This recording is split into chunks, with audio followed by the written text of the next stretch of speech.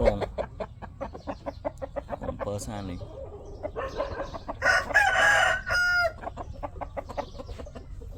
នេះបងអត់មកមើល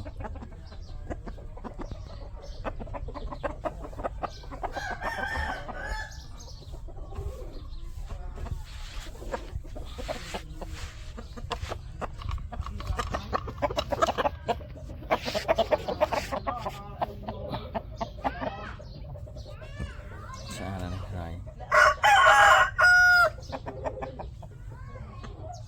ខ្លារួមមួយនេះអំពេញរួមដាក់កាត់មេឥឡូវខ្នាយໄວណែចាប់ចូលធំខ្សែវិញមិនទាន់ធំថែមតបានជុលហ៎ថាបាយចូលឆ្នាំឥឡូវធ្លាក់រួមបាត់យើងតន់ចូលឆ្នាំឥឡូវថ្ងៃមកនេះថ្ងៃ24ណាគេដែរ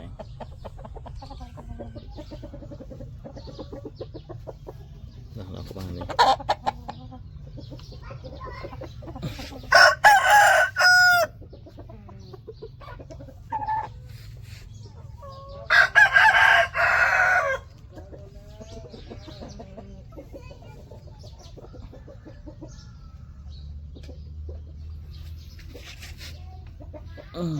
នេះ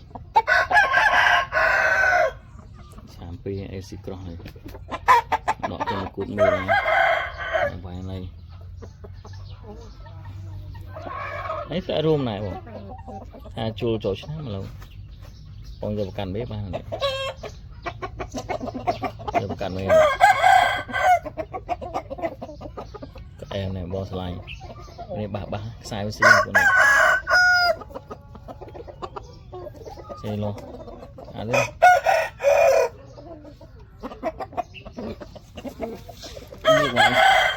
នេះថាវាយឆ្លាញ់